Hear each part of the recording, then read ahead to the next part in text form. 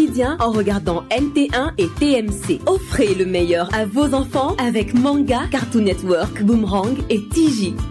Star Times, profitez de la vie numérique. La météo. La météo.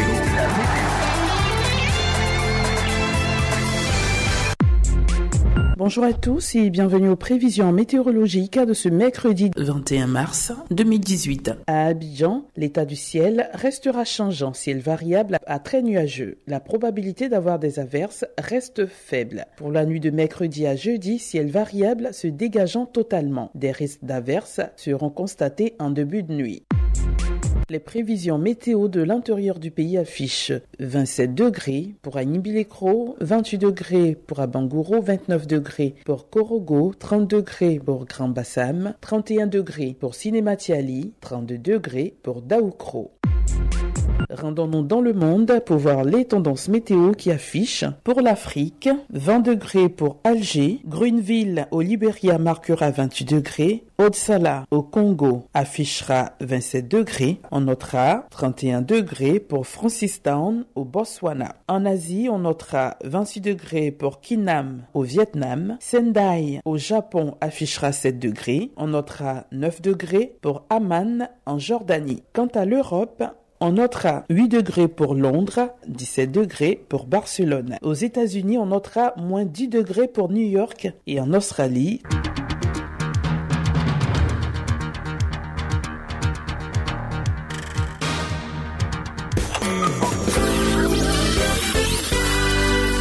Il est 6 heures. Plusieurs arrêts que vous aurez dans cette première session d'information. Le premier, ce sera le JDS, le deuxième journal des sports, à partir de 6h15. Ensuite, notre invité du jour, ce sera une dame, Madame Kouadio Emilienne, elle est directrice générale de Cleanbor. Et aussi, la parole est à vous, avec Adama Bakayoko, qui va toujours rester dans le même ton, dans le même sujet. Et nous allons aussi vous proposer santé au quotidien, l'hygiène dentaire en compagnie de Djenebou Karamoko. Avant tous ces arrêts, c'est bien sûr le journal présenté par Jérôme Kouakou, déjà dans ce studio. Bonjour. Bonjour Thierry Angeval. Les titres de ce journal: bientôt, une usine de transformation de la noix de cajou à Tiébissou. L'usine va générer 370 emplois et transformer 10 000 tonnes de cajou chaque année. Journée internationale de la francophonie, les festivités se poursuivent jusqu'au 24 mars prochain. Une célébration qui a lieu autour de la paix et du développement durable. En Libye, Saif al-Islam salue la garde à vue de Nicolas Sarkozy. Le fils de Muammar Kadhafi dit avoir des preuves solides contre l'ancien président français. Voici pour l'essentiel. Bienvenue dans la grande édition.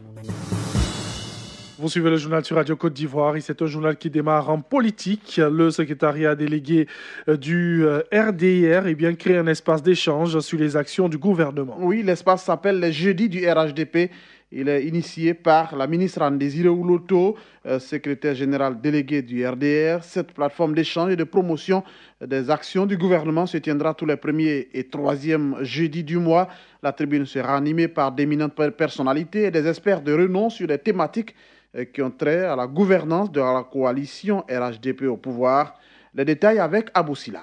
Pour le lancement de cette tribune, Anne-Désiré Ouloto a battu le rappel des membres du Rassemblement des Oufouettistes pour la démocratie et la paix. À travers cet espace, la secrétaire générale déléguée du RDR, chargée de la vulgarisation des actions du gouvernement, veut offrir aux décideurs et dirigeants membres des partis du RHDP une plateforme d'information afin d'expliquer les bénéfices directs et indirects ainsi que les impacts des actions du gouvernement sur la qualité de vie de l'ensemble des populations en Côte d'Ivoire.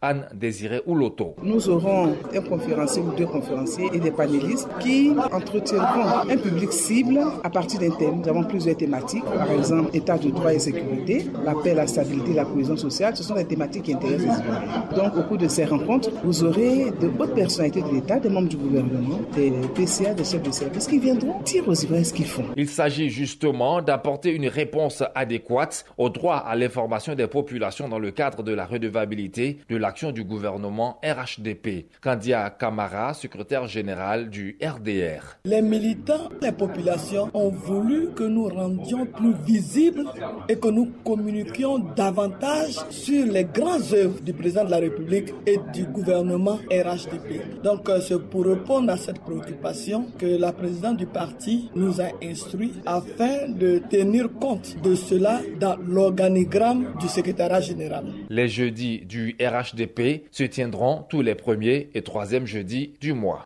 Pour la suite, parlons biosécurité. Un atelier régional sur le sujet se tient depuis hier à Abidjan. Oui, c'est un atelier de renforcement de capacité et de mise en œuvre de la biosécurité et de la sûreté biologique. Une trentaine d'experts venus de plusieurs pays d'Afrique de l'Ouest et du Centre échangent leurs expériences ici même à Abidjan sur la question. Adama Bakayoko.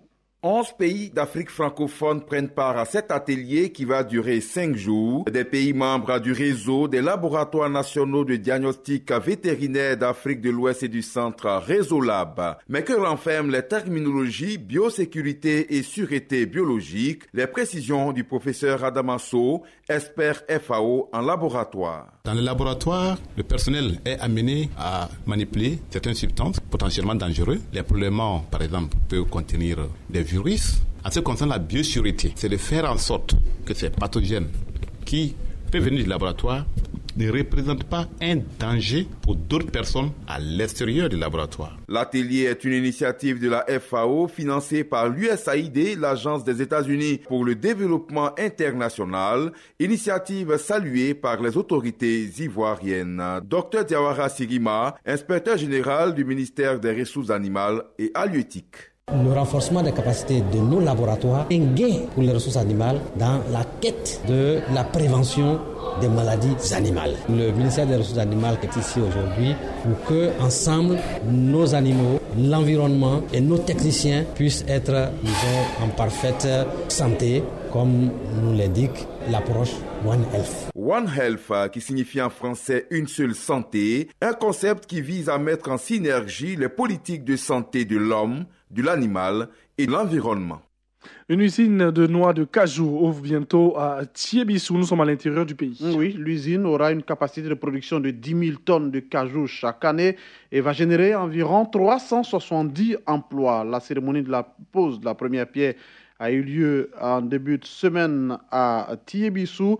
L'usine va ouvrir dans 8 mois et sa construction a donc au total coûté 25 milliards de francs CFA.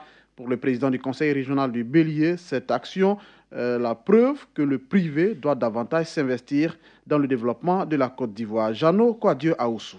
Je lance un appel fraternel à tout un chacun pour que nous travaillions à la cohésion, nous travaillions à la paix, pour créer la richesse. On ne partage que la richesse, on ne partage pas la misère. Et la richesse se crée dans des conditions de paix. Il faut donc accorder la paix au président de la République, au gouvernement, pour que d'autres investisseurs viennent dans nos campagnes et transforment positivement nos campagnes, pour que le villageois, le paysan qui vit au village ait le minimum, un cadre assez convivial, un cadre assez ergonomique pour vivre tranquillement, des collèges de proximité construits par les conseils régionaux, des écoles primaires publiques. Aujourd'hui, nous avons des maternelles dans toutes les écoles primaires publiques, des hôpitaux, tout un programme de construction d'hôpitaux est entrepris. C'est ça le rôle du gouvernement, mais le secteur privé, étant le facteur de développement, doit pouvoir aller partout sur tout le territoire ivoirien. Et pendant ce temps, à Bondoukou, on sensibilise sur la fuite de l'anacade. Parce qu'il a été effectivement constaté que l'anacade produit à l'est de la Côte d'Ivoire fuit vers les pays voisins, et ce qui a un impact négatif sur l'économie ivoirienne. Une délégation de la Direction générale des douanes ivoiriennes a donc séjourné récemment à Bondoukou avec pour objectif de sensibiliser les acteurs contre cette fuite de l'anacade. Le point avec Meshach Steve. Les acheteurs, les planteurs, les exportateurs de l'anacade ont pris d'assaut la salle de presse de la préfecture de Bondoukou pour suivre cette sensibilisation sur la fuite de l'anacade vers les pays voisins, a constaté le directeur général du Conseil du coton et de l'anacade, Koulibaly Adama. La production du Contogo est passée en 2014 de 136 000 tonnes, en 2017 à 71 000 tonnes. Qu'est-ce qui s'est passé? Puisque cette spéculation est la principale ressource de revenus du milieu rural dans cette région. La seule explication, c'est qu'on prend le produit et on s'en va le vendre chez les voisins. Quel est notre amour pour notre patrie? Fuite de l'anacarde met en mal l'économie ivoirienne. D'où une interpellation des acteurs de la filière anacarde qui continuent d'exporter frauduleusement ce produit. Colonel-major Dapierre, directeur général des douanes. Nous devons savoir qu'en vendant notre anacarde dans les pays limitrophes, c'est leur économie que nous contribuons à développer aux dépens de la nôtre. Il nous faut instruire les éventuels candidats à ce trafic illicite sur les mesures en vigueur et les sanctions encourues par ceux-ci. Mais disons-nous tout net, ce qui est vrai, c'est qu'il faut absolument que nous revenions au civisme. C'est celui qui consiste à dire « j'aime mon pays ». Afin d'accentuer la lutte contre la fuite de l'anacarde vers les pays voisins, la Direction générale des douanes a mis 12 motos et 3 véhicules du type 4x4 à la disposition des agents de douane de Bondoukou. Chaque Steve, Bondoukou pour Radio Côte d'Ivoire. Radio Côte d'Ivoire à Bondoukou et environ 101.1 FM. Et un autre sujet dans ce journal sur Radio Côte d'Ivoire, parlons francophonie. La journée internationale a été commémorée depuis hier. Oui, l'on célèbre la francophonie depuis hier à travers des concours de mots, des spectacles, des rencontres littéraires.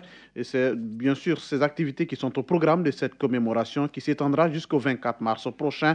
L'accent cette année est mis sur le développement durable et l'économie numérique ainsi que la paix. Kadi Diallo est secrétaire général de la Commission nationale de la francophonie. Elle revient sur les enjeux de cette célébration.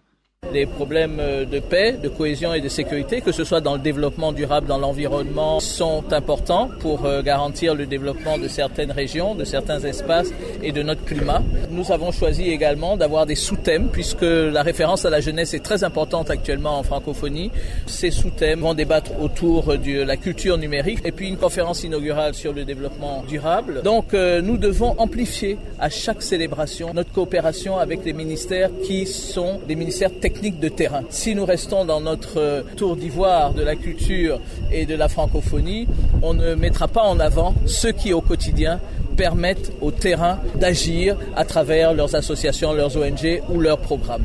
Allons-y dans le Gontougo. Eh bien, la région appelle ses ressortissants à soutenir le développement. Oui, une délégation est allée donc dans le département de Daoukro pour inviter les filles et fils du Zanzan à participer activement au développement de leur localité.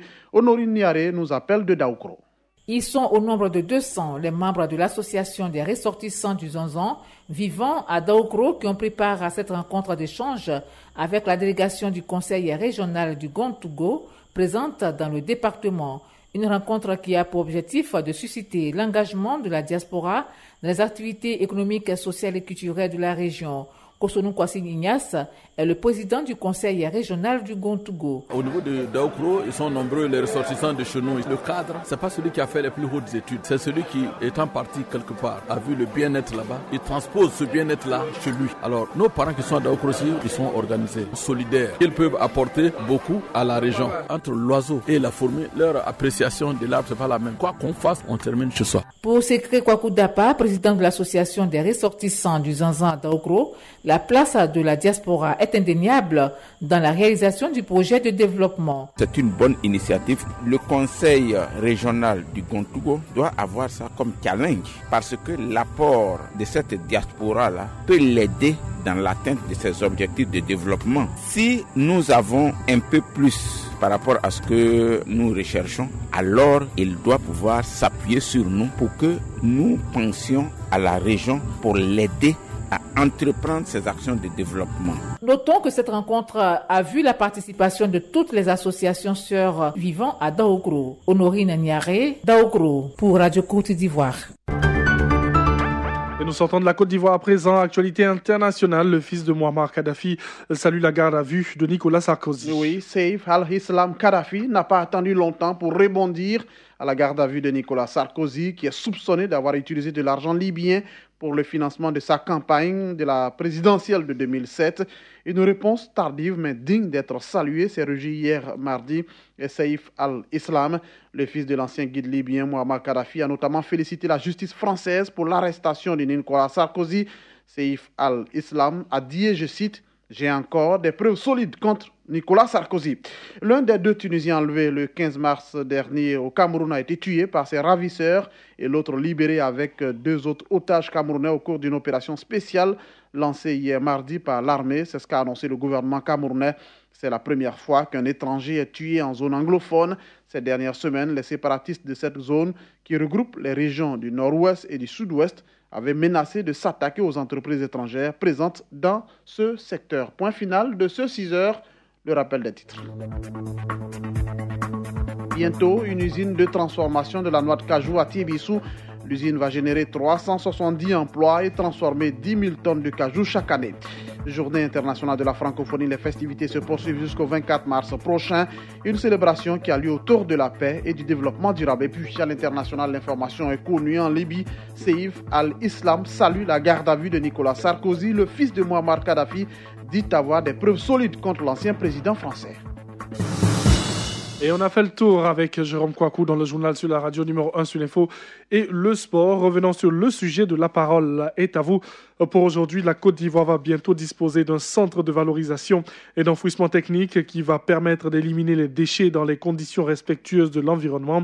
Les travaux de construction de ce nouveau système de gestion des déchets prévus pour être opérationnel courant juillet 2018 ont été officiellement lancés le lundi dernier. Comment, selon vous, cet ouvrage pourra-t-il régler durablement l'épineuse question de la gestion des ordures ménagères et autres déchets solides chez nous en Côte d'Ivoire? Adama Bakayoko vous donne la parole et bien ce mercredi au 20 21 44 48 et au 20 24 27 87 sur la radio numéro 1 sur l'info et le sport. Dans quelques instants, le deuxième JDS. Journal des sports. Ange Assoukro. Il est avec nous, on espère, en la matière. Bonjour Ange. Bonjour Angeval.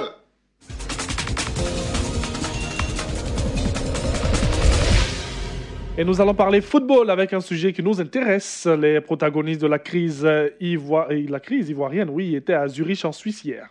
Et la FIFA ne s'est pas encore prononcé officiellement, donc on va entendre les deux camps dans cette édition. La table ronde sur la crise du football ivoirien s'est donc déroulée hier à Zurich à l'initiative de la FIFA. Face à face, le camp du président de la FIFA, Augustin Sidi Diallo, et la délégation des représentants du G42. Sidi Diallo reste en poste, se félicite Sori Diabaté, premier vice-président de la FIFA, interrogé par Idriss Konaté.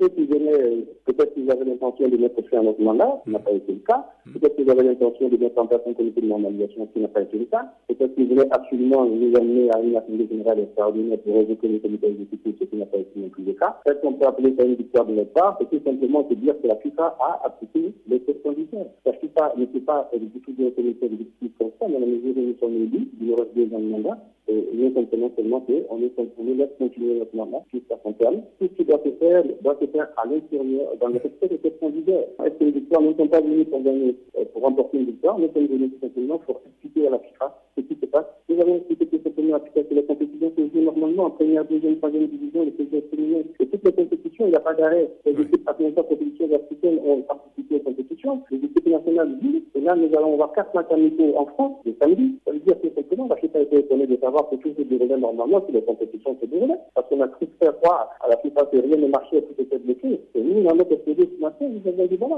Nous avons dit à la FIFA, voici les présidents qui ont été payés fort, les 3 PD qui ont été payés depuis que nous avons commencé. Voici les dépenses que nous avons fait. À présent, la réaction du représentant du G42, Armand Gourou. Quand nous venions ici, les choses étaient très claires pour nous. Nous venions pour demander à la FIFA, soit elle intervient immédiatement, ou le G42 passe à la vitesse supérieure. Ce qui est très important pour nous, c'est que la FIFA nous a demandé de lui donner le temps d'examiner les pièces que nous venons de lui communiquer. Quand vous êtes un président de fédération et que vous sortez des caisses de la fédération 3 milliards 800 millions sans pièces justificatives, cela est inquiétant. Et nous venons de remettre tous ces documents où le président Sidi Diallo a sorti plus de 3 milliards 800 000 francs des caisses de la fédération rien que des dépenses qui ne se justifient pas. Et donc aujourd'hui, nous avons remis toutes ces pièces à la Fédération internationale de football qui nous a demandé de lui donner le temps, de lui donner 8 semaines pour qu'elle puisse lancer un audit.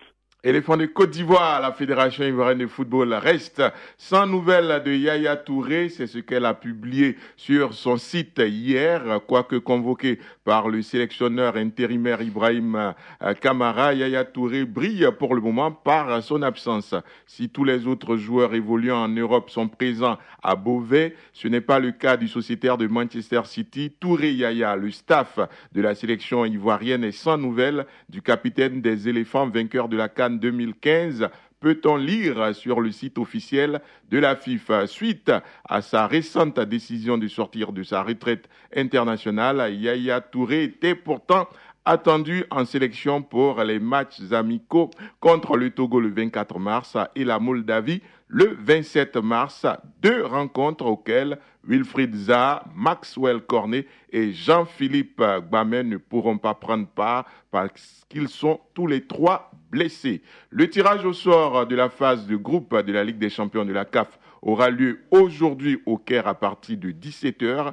4 chapeaux ont été constitués en tenant compte des résultats des qualifiés en compétition continentale au cours des 5 dernières années. Dans le chapeau 1, on retrouve le champion en titre, le WAC de Casablanca, le TP Mazembe, Al-Ahly d'Égypte et l'Étoile sportive du Sahel de Tunisie. L'Entente sportive de Sétis, champion en 2014, et Mamelodi Sundowns, sacré en 2016, sont dans le pot 2 avec l'Espérance de Tunis. On s'attend donc à des poules relevées après le tirage au sort de la Ligue des champions. Il y aura celui des barrages de la Coupe de la Confédération. Le même principe que celui de la Ligue des champions a permis d'établir 4 chapeaux dans le pot A. Les 4 équipes les mieux classées de la Ligue des champions. Dans le pot B, les 4 mieux classés issus de la Coupe de la Confédération. La SEC Mimosa et le WAC d'Adjamé sont dans le chapeau 3 qui comporte le reste des équipes moins bien classées en Ligue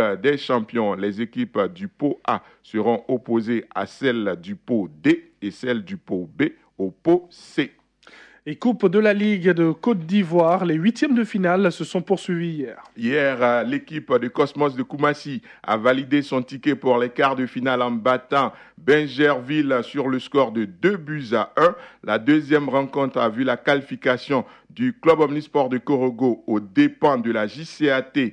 4 tirs au but contre 3, temps réglementaire 0-0. Écoutons les réactions des 2 capitaines au micro Radio Côte d'Ivoire de Lamine Sanogo.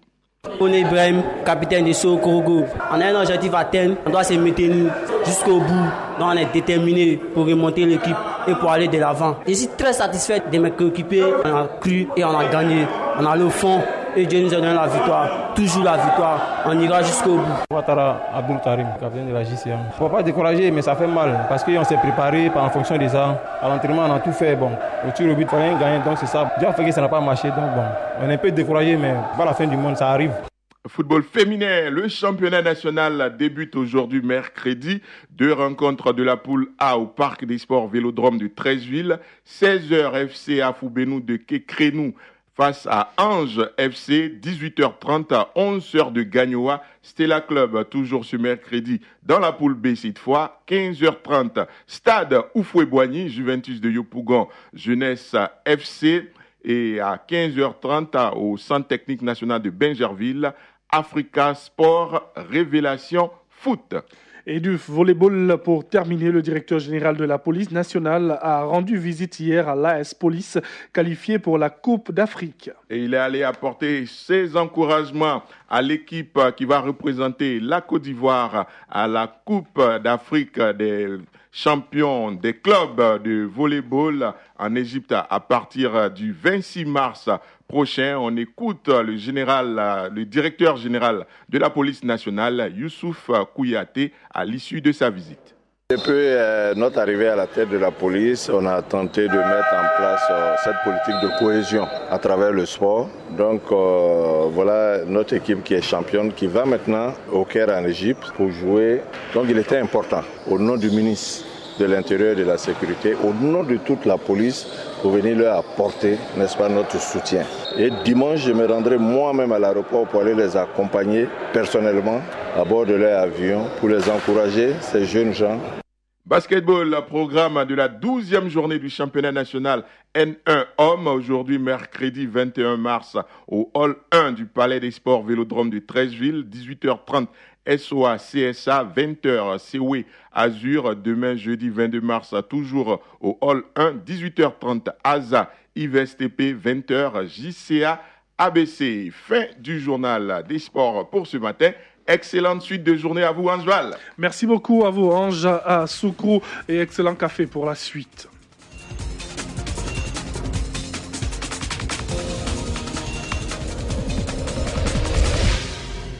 Nous allons pour le reste du temps, bien avant d'avoir Djenebou Karamoko pour Santé au quotidien, où elle va nous parler de l'hygiène dentaire. Eh bien, nous allons vous permettre comme ça d'avoir un sujet qui nous intéresse, qui vous intéresse.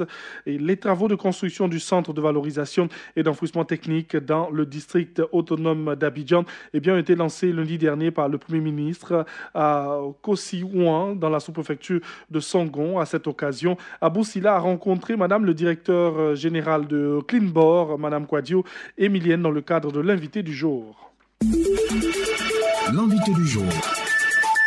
Madame Kouadio, bonjour. Bonjour, monsieur. Un centre d'enfouissement technique, qu'est-ce que c'est? Un centre d'enfouissement technique, c'est une décharge moderne où on enfouit les ordures, c'est-à-dire un endroit où on ne voit pas les ordures se promener partout, un peu comme la décharge d'Aquedo. Je veux dire, on ne veut plus de ça. Donc, le centre d'enfouissement technique, c'est un centre qui reçoit toutes les ordures et ces ordures sont traitées et enfouies, protégées et puis après recouvert. Plusieurs entreprises ont été retenues dans le cadre de l'appel d'offres qui a été lancé pour exécuter ce travail. Comment se fera concrètement la mise en œuvre? Je parlerai de la mienne en partenariat avec un grand groupe qui s'appelle Monta et Gilles, qui est dans 28 pays et donc qui a vraiment l'expertise, la capacité et la connaissance de ce genre de projet. Et donc, à partir de ces éléments-là, nous avons été retenus pour pouvoir réaliser ce chef-d'œuvre. Alors, dans le cadre de la réalisation de ce chef-d'œuvre, de cet ouvrage, comme vous le dites, qu'est-ce que vous allez faire, vous, Cleanbor, concrètement? On fait le suivi pour que les choses se passent dans les règles de l'art, comme l'a recommandé le Premier ministre, qui formons ensemble Clean et Burni. C'est-à-dire Cleanbor, c'est Clean, et Burni, c'est eux, Mota Engine. Donc, ça fait Clean et Burni. Et donc, eux, ils font la partie technique, mais nous faisons le suivi de la partie technique. Si vous avez bien écouté tout à l'heure le Premier ministre, il a dit après, il faut faire la formation.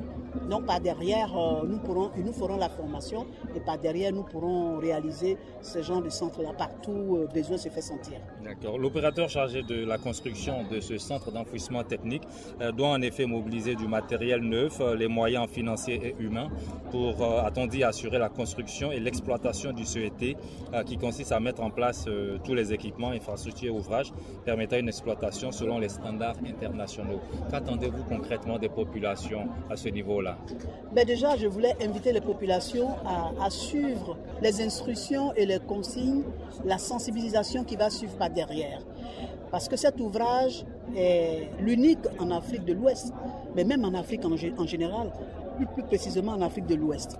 Et donc, tout est à leur avantage de savoir qu'il y a cet ouvrage en Côte d'Ivoire et que ce qui va se faire maintenant, ça sera maintenant le mode de collecte et de pré-collecte sera tellement modernisé qu'on ne verra pas non seulement les ordures dans la ville, mais on ne verra pas les ordures des dépôts sauvages dans les rues d'Abidjan.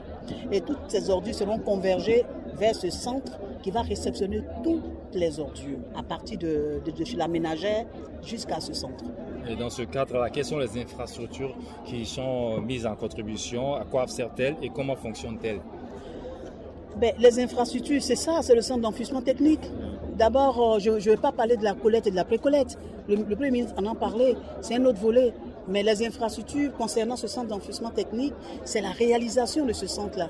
C'est-à-dire la réalisation et surtout la valorisation de ces déchets que nous allons recevoir. En plus, si vous parlez d'infrastructure, certainement que vous voulez faire allusion de comment ça va se faire pour qu'on en soit là. C'est de faire une bonne précollecte avec des camions modernes, comme vous voyez dans les grands pays, faire la collecte de sorte qu'on ne voit plus les ordures qui volent à travers les bennes et puis le converger à ce centre qui est le centre de réception de toutes ces ordures. Alors, Madame Kouadio, le premier casier d'urgence de ce CET d'une contenance de 4 millions de tonnes des déchets solides ménagers assimilés sera opérationnel au plus tard en juillet. On nous a dit d'une durée d'exploitation de 7 ans. Ça veut dire quoi concrètement d'une durée d'exploitation de 7 ans? Ce centre, il est prévu pour juillet. Pour juillet parce que nous avons tout le matériel. Nous avons 40 containers au port pour tout ce qui concerne l'imperméabilisation du sol, la protection du sol, tous les intrants qui rentrent en ligne de compte tels que la géomembrane, la géotextile, et les drains, tout ce qui concerne la réalisation de ce centre, nous les avons déjà. C'est pour ça que nous avons avancé la date de 6 juillet. Et donc, ça veut dire que ça sera exploité pendant 7 ans par nous. Après les 7 ans, qu'est-ce qu'on fait? Mais après les 7 ans, ça continue. C'est à vie comme Akouedo. Akouedo, ça fait presque 60 ans. Akouedo est plus âgé que moi. Ça fait plus de 60 ans. Donc, tant qu'il y aura l'espace pour continuer de recevoir les ordures, on les recevra. Madame Kouadio, je vous remercie. C'est moi. Merci à tous. Madame Kouadio Emilienne, elle est bien directrice générale de Cleanbor. Et tout à l'heure, dans La Parole est à vous, vous allez avec Adama Bakayoko plancher sur le même sujet et parler de ce centre d'enfouissement. Alors, nous allons dans cette grande matinale et surtout dans la première saison d'information, vous proposer à partir de 6h52 eh bien, l'hygiène dentaire avec Djenebou Karamoko. Ce sera dans Santé au quotidien. Nous allons marquer juste une petite pause et quand nous reviendrons, les grands titres et ensuite la parole est à vous. Vous pouvez réécouter cette émission à 12h15 sur Radio Côte d'Ivoire et sur notre site internet www.rti.ci, onglet Radio Côte d'Ivoire.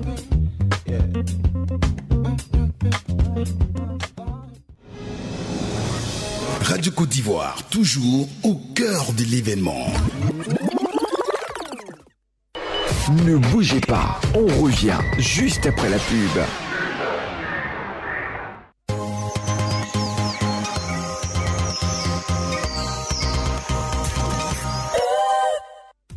Quand on me demande de matérialiser la liberté, je n'hésite pas à la brandir. Sans engagement, sécurisée, sans contrainte, elle est partout avec moi.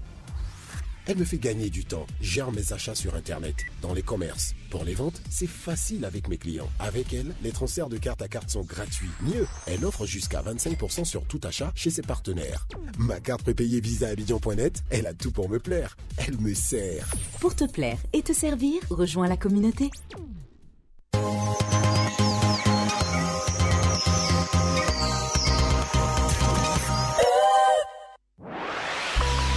Citez la pub sur Radio Côte d'Ivoire. Découvrez l'actualité nationale et internationale sur votre radio. Radio Côte d'Ivoire 88.0 88.0 Abidjan 88 FM Abidjan 24h sur 24 Radio Côte d'Ivoire Numéro 1 Sur l'info et le sport.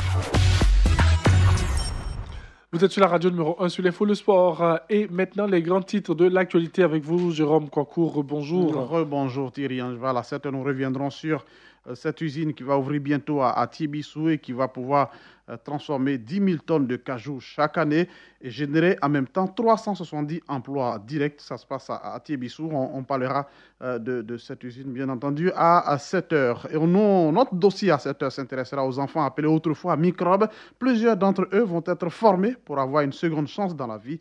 C'est un projet initié par le gouvernement et le centre se trouve à Bembresso. À l'international en Libye, Saïf al-Islam salue la garde à vue de Nicolas Sarkozy, le fils de Muammar Kadhafi.